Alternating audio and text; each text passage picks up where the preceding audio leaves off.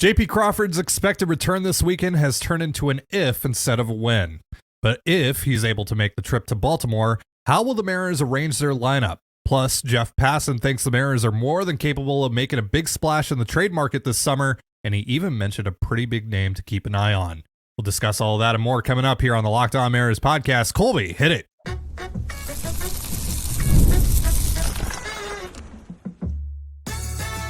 You are Locked On Mariners, your daily Seattle Mariners podcast. Part of the Locked On Podcast Network, your team every day. Ahoy, sailors. It is Thursday, May 16th, 2024. This is Tiding Gonzalez and Colby Patnode for the Locked On Mariners podcast, part of the Locked On Podcast Network, your team every day. On today's show, we'll answer one of the most common questions we've received over the last few weeks.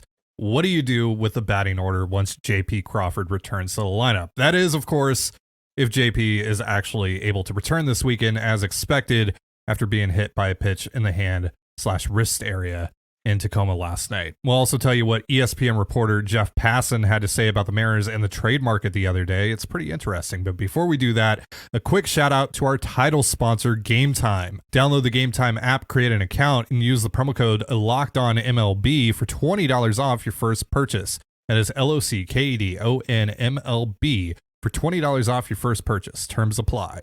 And also, if you want to hear from me and Colby some more and support us along the way, check out our Patreon. The link is in the description, and you can check it all out for free with a 7-day trial. So, Colby, I have a bone to pick with you. You jinxed JP Crawford yesterday during the show.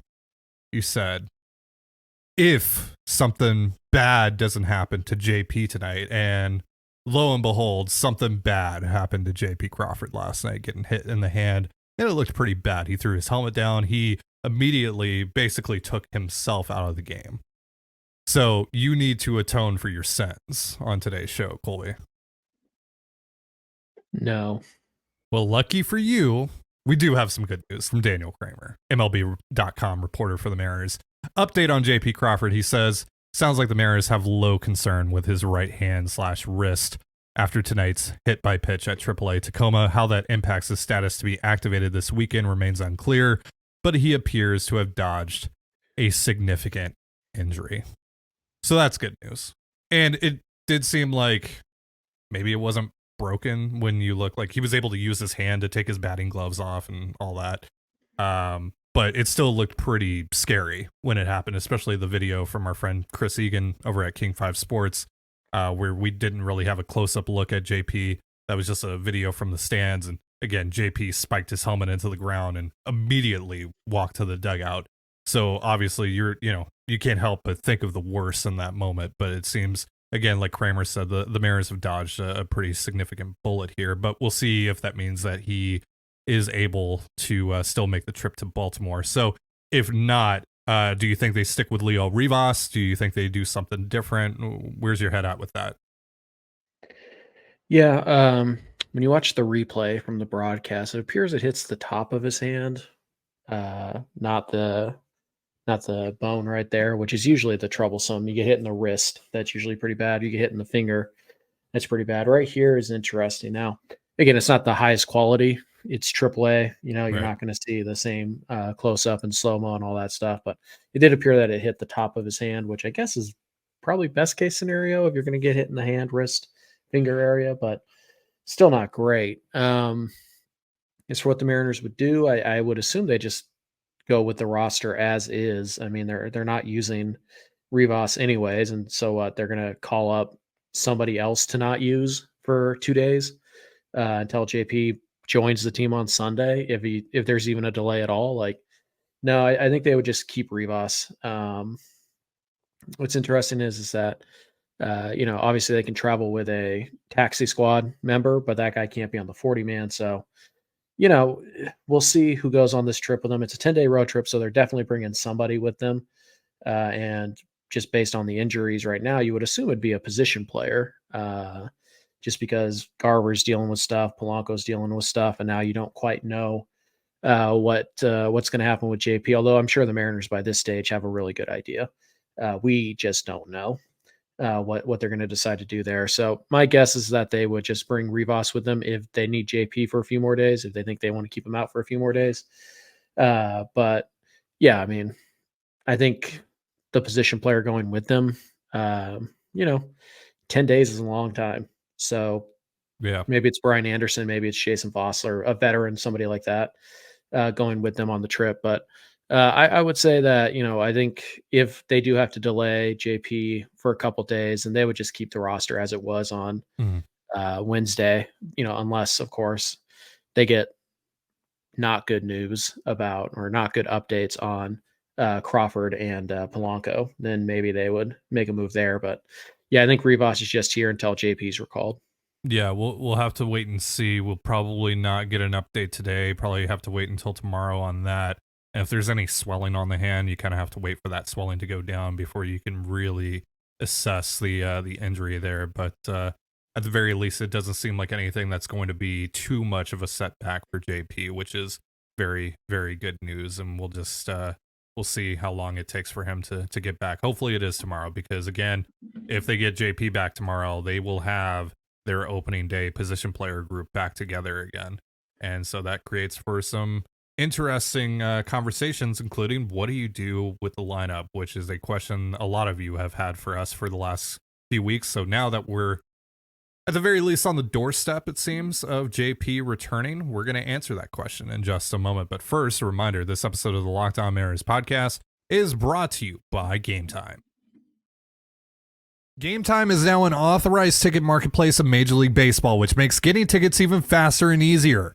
Prices on the Game Time app actually go down the closer it gets to first pitch, and I get to see the view of every seat in the house, so I know exactly what I'm buying.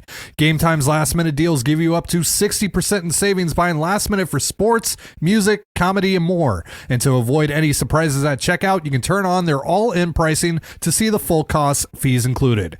Take the guesswork out of buying tickets with Game Time. Download the Game Time app, create an account, and use the promo code LOCKEDONMLB for $20 off your first purchase. Terms apply. Again, create an account and redeem the promo code LOCKEDONMLB. That's LOCKEDONMLB for $20 off. Download the Game Time app. Last minute tickets, lowest price guaranteed. And you're listening to the Locked On Mariners podcast. You can catch the Mariners' upcoming series with the Orioles tomorrow night on the Mariners' hometown broadcast with SiriusXM via the SXM app. All you have to do to find that is search the word Mariners. So once we get to Baltimore, lineup might look a little bit different, especially if JP Crawford is able to make his return tomorrow. Colby, this has been your favorite question to answer over the last few weeks. What are the Mariners going to do with the lineup? What are they going to do with JP and Josh Rojas, et cetera, et cetera, et cetera? So what do you think they're going to do? I don't think they're going to move Josh Rojas down significantly, but I do think that JP is the leadoff guy. Rojas has slowed down a little bit on that homestand, particularly in the last series there. Not that he was bad, but he wasn't getting multiple hits in a game. He wasn't driving the ball out of the Had a big ballpark. RBI yesterday. Yeah, sure. I mean, like I said, he's still helping. He's still going like 1 for 4, 1 for 3 with a walk. Like he's still doing those things. He's just not driving the ball. Like he doesn't look like the best player on the planet, which he was for like a 10-game stretch there, which we knew wasn't going to sustain itself. So, you caught lightning in a bottle pretty much. He was a leadoff hitter when he was at his hottest, and that was great. But I think it's time for JP to come back and reclaim that spot. And I don't think, because Rojas is still, swinging the bat pretty well, I don't think they're going to drop him back down to, what was he, 7, 8, 9 or whatever he was previously. So he needs to be in the top half of the lineup. It's just where is the question. Sure. The interesting thing here, though, is that the Mariners are facing 2 lefties, or they're scheduled to face 2 lefties in this series tomorrow and Saturday. But we know that the Mariners don't give Rojas at bats against lefties. So it'll be interesting to see, do they give him 1 game against the lefties? And a lot of this is going to be based on Polanco too, because if Polanco's healthy enough, you certainly want him in there against left-handed pitching. He's a little bit better from the right side. So, but I think in general, again, the 2 lefties back-to-back kind of changes everything. But I think against a right-handed pitcher, which you're going to see 65, 70% of the time, the Mariners would probably prefer to do something like, I would say, JP leading off, I could see them going Rojas too. I know Scott likes to alternate left, right, and do that. So I guess that would make Rojas hitting 3. But I think you just want to stack as many good hitters as you can in front of Julio and Cal and hope that, that allows them to see better pitches, with guys on base and pitchers pitching from the stretch. So I think you're looking at JP, Rojas, probably Julio. They can move him down, but there's just not a lot of great options right now. You don't have enough good players hitting. So I think you're probably looking at something like JP, and then it'll be Rojas, Julio, or Julio, Rojas. They'll be hitting 2 or 3. And then I think it's probably should be Cal hitting 4 against righties, Rayleigh hitting 5, playing right field. And then 6 is probably Garver or Haniger, whichever one you have in the lineup that day. And then 7 would be Canzone, 8 would be France. And then 9 would be, well, I guess no, I'm missing Polanco. Polanco's probably still going to hit 5 ahead of Rayleigh, even though that doesn't really make sense. So it probably goes Polanco 5, Rayleigh 6, Canzone 7, France 8, and then whoever I haven't said hitting 9. I didn't write this out in front of me, so I'm losing track. It's fine.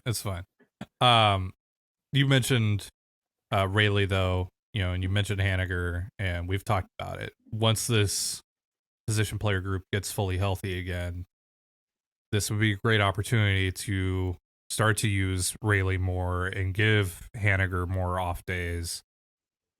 Do you think they're actually going to do that, though? It's kind of the big question. It's like they should do it, but will they?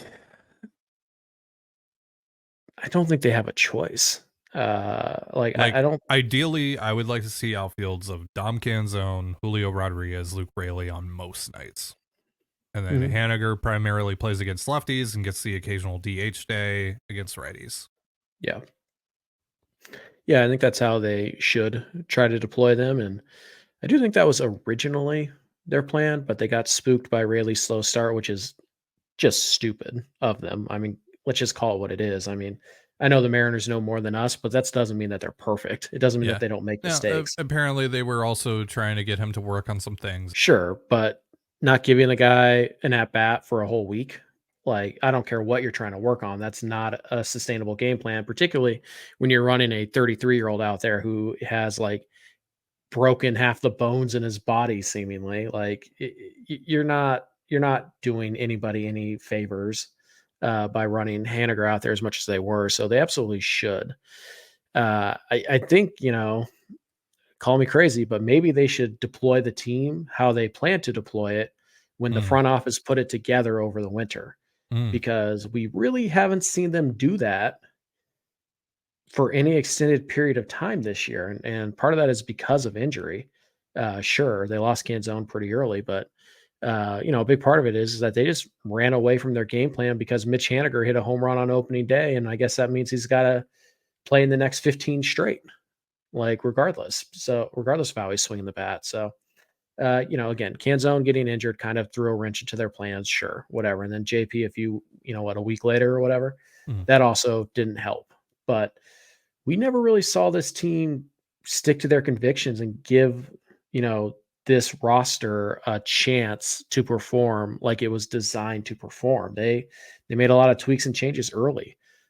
So I hopefully that they correct that. And the front office folks are pretty smart too. They're pretty smart baseball people. And maybe if you give their lineup that they put together a chance to function in a way that it was designed to function, maybe it will in fact be better. So, hopefully this means less of Haniger.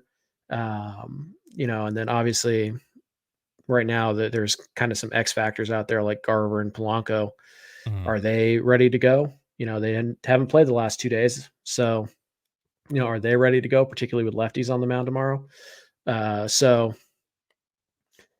we'll see. But I do think that, we talked about this a lot during the winter. It's not hard to give, Mitch Haniger and Garver, like, it's not hard for those guys to coexist so long as you're willing to, be smart with how often you use both of them. And frankly, the Mariners have used both of them a ton. It makes a lot more sense for Garver since he's only DH'd, but I'll never understand the idea of running Haniger into the ground, even with the early injury to Canzone. That just didn't make any sense to me, and it doesn't now. And so hopefully the Mariners don't look at the last 2 or 3 games where Haniger's had some pretty decent at bats and be like, oh, he's back, he's figured it out.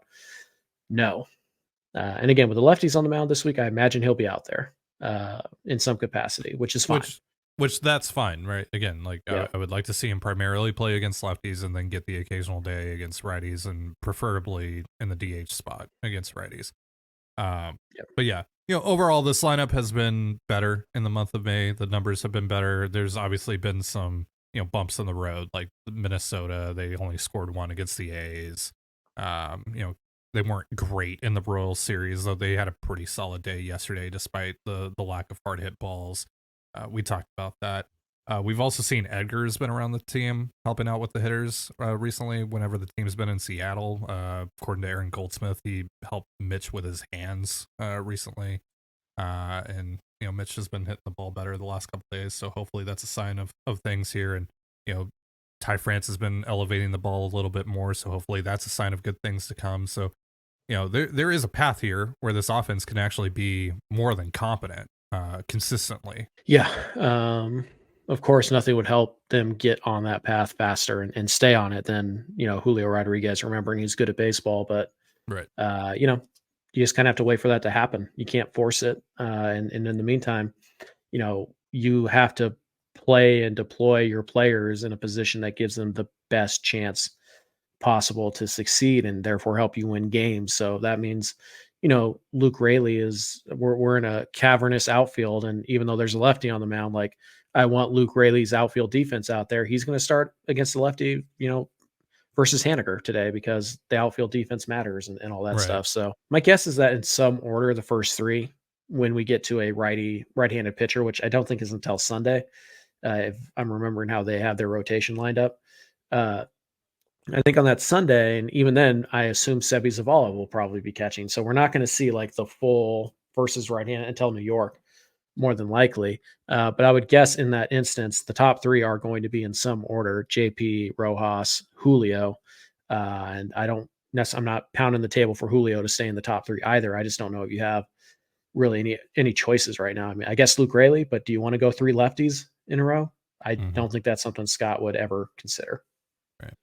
So the Mariners going to Baltimore tomorrow, and we all know how stacked that Baltimore farm system has been with all those bats. And, now a lot of those guys are starting to graduate. A lot of those guys are at the major league level.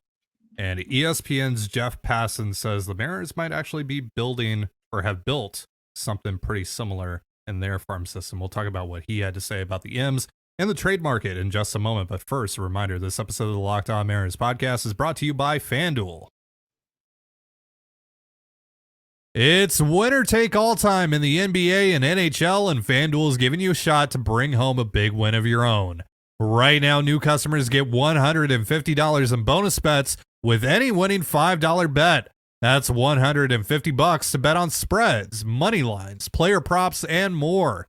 Visit FanDuel.com/lockedon. That's LOCKEDON, and make every playoff shot count. FanDuel, America's #1 sportsbook. And you're listening to the Locked On Mariners podcast. Once again, you can catch the Mariners' upcoming series in Baltimore on the Mariners' hometown broadcast with SiriusXM via the SXM app. All you have to do to find that this weekend is search the word Mariners. So Jeff Passan joined 710 Seattle Sports a couple of days ago and talked about the trade market, talked about the Mariners' farm, and had this to say, quote, "They don't have to make an uncomfortable decision with their starting pitching. They don't. Whether it is Colt Emerson, who I think the industry believes is the best prospect in the organization, or Harry Ford, who's really good but kind of blocked by Cal Raleigh. And you could potentially move Harry Ford to another position. He's enough of an athlete where he doesn't need to be a catcher. Lazaro Montes has taken a big leap forward this year, and people love him. Belnan Celestin and Johnny Farmelo too. And I think once the Orioles prospects graduate past prospect status, and they still got a few of them left, there's an argument to be made that the position playing prospects in the Mariners organization are the best in Major League Baseball. And so if you want to win now, trading from that farm system is a pretty good way to go out and do it. So what do you think about that statement? It's a pretty big statement that the Mariners arguably have the second best position player group in their farm right now in baseball. Do you agree? I don't know enough about other teams' position groups to really dictate. I think about the Mariners and the Mariners only. I have no side Mitches that I pay attention to Sure. in this regard. But I will say this. First things first, yeah, Colt Emerson is the best prospect in the Mariners system. If somebody is telling you otherwise, they don't know what they're talking about. Leave their website, leave their podcast. They don't know what they're talking about. Colt Emerson's the best. It's not close. Second of all, Harry Ford's blocked by Cal Raleigh. Not really. He did also mention that you can play Harry Ford at another position. I know, but still, like, that's not a thing. Like, oh, he's blocked by Cal Raleigh. Like, okay, we don't know if Harry Ford's even going to be good. I mean, he's not on the doorstep of making his debut yet, so you can't really say that he's blocked by anyone, no matter what position he's playing. He's blocked by his own skill level now. But let's not get hung up on semantics here, Captain Semantics. First of all, semantics are everything. Sure. But second of all, I'm just saying, like, prospects being blocked by major leaguers, it's not really a thing. Especially when you're as good of an athlete as Harry Ford. But anyways. Yeah, so here's the deal. It's not that you couldn't trade from your starting pitching staff. You shouldn't, but it's not that you can't, right? It's just that you don't have to because the Mariners have a very good farm system. And while it's not going to crop up in a lot of people's like, oh, it's a top 5 farm system. Hey, that doesn't really matter for anything other than content. Like, you make lists so people click on it. That's what prospect rankings matter. That's what farm system rankings matter. They're not that valuable. And Passan's right. Like, Colt Emerson could get you Colt Emerson could headline just for just about any trade you could possibly imagine. Emerson is a viable headliner. Harry Ford is turning into a viable headliner. Like, right now, Harry Ford is probably about as valuable as Noel V. Marte in trade talks. Like, he's a very good piece. Now, is he can he get you an elite player for 4 or 5 years? No, but I mean, what elite player is available for 4 or 5 years that's on the trade market right now? But he's really hitting right now in an upper level of the minors, and he's showing that he can at least play a premium position at an average rate. Right. Average-ish. Yeah. At the very, the bat is so much better. Like, if the bat is as good as it's shown, then he can be a 40 grade catcher and still be an everyday catcher, which is insanely valuable in this league. But yeah, Las Montes is the guy who's just continuing to take off. Like, his bat is going to be coveted. And yeah, Johnny Farmello is probably a guy that not a lot of people are talking about. Not a lot of Mariner fans are talking about because they don't think there's a ton of value to be gained from Farmello, who's only played 30 games in the professional level. Scouts are going to love Johnny Farmello. I guarantee you they already do love Farmello because he's a freak athlete. He's already showing power and hit tool and all that stuff. And he's 18 years old, and there's a pretty good shot that he ends the year in Everett. Like, the Mariners have more than enough to trade from their farm without touching their pitching staff and still get an impact bat. Passan's 100% right on that. It doesn't mean the teams won't ask, right? Like, oh, we'd sure love to get Brian Wu. Yeah. Click. Yeah. Like, okay, well, try again later. Like, it's not happening. So yeah, the Mariners can absolutely make impact trades by only trading from their farm system. Or is there maybe 1 or 2 guys that might crop up and be available where they would have to give up Wu to get involved? Sure, I guess. I can't think of anybody off the top of my head where that would be the case. But for the most part, no. If the Mariners want something, they can get it done with just prospects. So one of the names Jeff Passan mentioned the Mariners could use said prospects to acquire this summer is White Sox outfielder Luis Robert Jr. So what do you think about trading for Robert? What do you think about Passan mentioning Robert by name? Robert is probably the guy who has the most star potential that is almost certainly going to get traded this summer. So it makes sense that Passan would bring him up. My issue with Robert isn't even so much that he's not going to play center field for you, because that's kind of irrelevant in trade talks because the White Sox aren't going to care about that. Yeah, that doesn't matter to the White Sox. Let's make that clear. That matters to the Mariners, and that's going to affect how they value Robert, but the White Sox don't care about that at all. No. The bigger issue with Robert is that he's not available. Availability is a massive issue with Robert. He's had one full season in his entire career, and even this year, he hasn't played in a game since like April 5th. Yeah, he's only played Like, 7 games this year. Hip right, issue. right. So I think he had a hip thing a few years ago too. So that might be a chronic issue. And again, you can't go out and you can't pay, even if we pretend that you can get Robert for like Harry Ford and Tyler Locklear and Ty Pete or whatever, Mhm. which you probably can't. But even if we assume like a really favorable trade package for the Mariners, you still need that guy to perform. You need that guy to be healthy, and that guy doesn't walk a ton. He's striking out a little bit.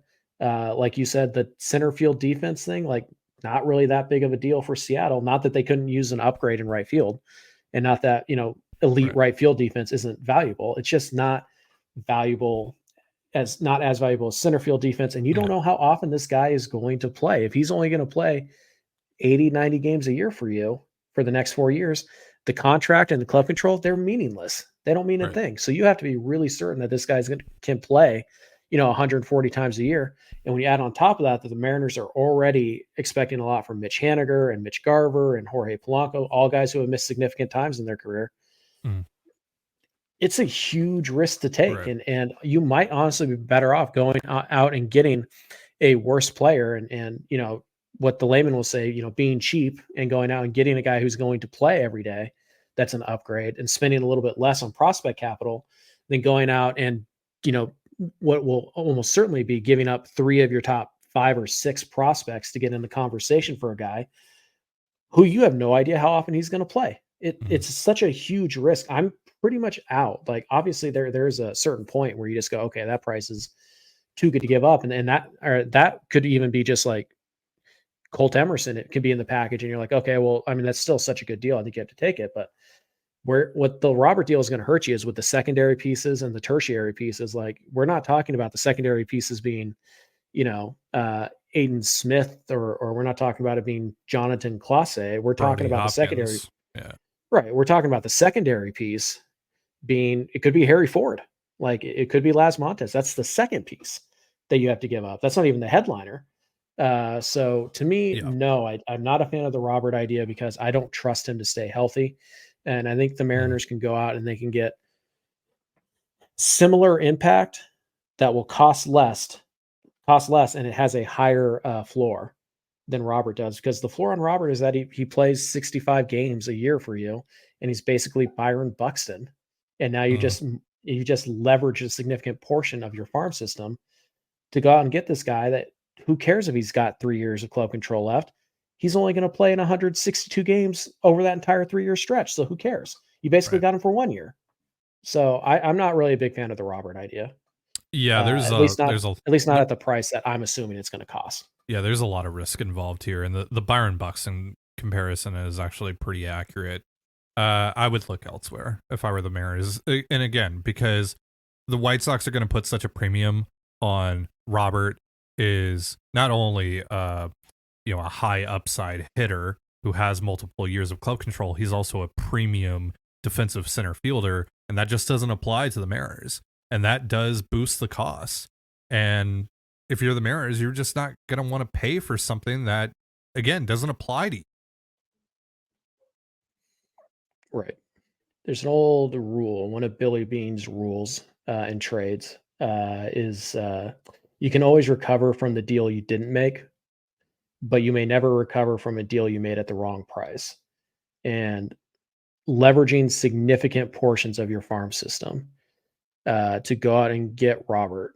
If he plays 130, 140 times a year for the rest of his career, or for the rest of his club control for you, home run of a deal, pretty much no matter what you give up, because Sure, he's that good of a player. sure, If he doesn't, you may have shortened your window, and we know how much Jerry cares about his window. You may have shortened your window significantly without any ability to recover, that what you gave up to get the player. So, and when you look at that, you say, okay, well, isn't that worth the risk? Maybe if the risk was 50-50, but you go look at Luis Roberts' career and you tell me what is more likely, that he suddenly figures out how to play 145 games a year, or that he continues to miss significant portions of the season as he gets older, as he gets more wear and tear on his body. It's a gamble, but there's still odds, right? It's not just a 50-50 coin flip. There are odds being laid on this, and you have to be smart. You have to be the card counter at the blackjack table. You have to kind of look at the board around you and say, is this the best move I can make? Maybe the Mariners think it is.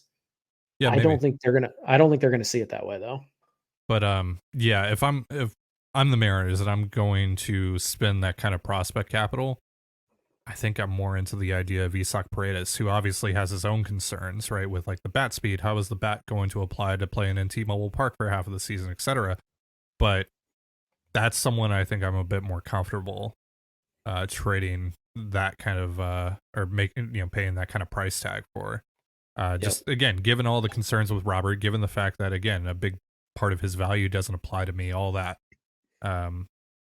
I think there's just a better way to extract value from the kind of prospect package that would take. Agreed. Or at least a more safe way to extract value out of that prospect package.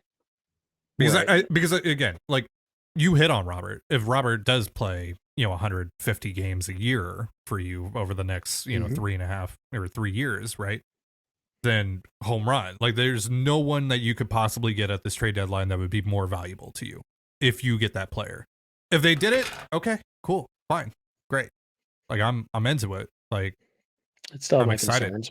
I'm excited, but sure. there's a lot of risks. There's a lot of concerns that come with that. There are a lot of red flags. It would be far and away the riskiest move Jerry Dipoto has ever made. Nothing would come close. Yeah, agreed. All right, that is going to do it for our show. But before we get out of here, a reminder that Locked On has launched the first ever national sports 24/7 streaming channel on YouTube, and now it's also available on Amazon Fire TV and the free Fire TV channels app. Locked On Sports Today is here for you 24/7, covering the top sports stories of the day with the local experts of Locked On, plus our national shows covering every league. Find Locked On Sports Today now available on the free Fire TV channels app. Thank you so much for joining us here on the Locked On Mariners podcast. For Colby Patnode, I'm Ty Dan Gonzalez. Be sure to give us a follow on Twitter at LO_Mariners. You can follow me at Ty Dan Gonzalez and Colby at CPAT11. That's CPAT11. You can also find all that stuff in the description of this episode. Have yourself a beautiful baseball day, and we'll see you next time. Peace.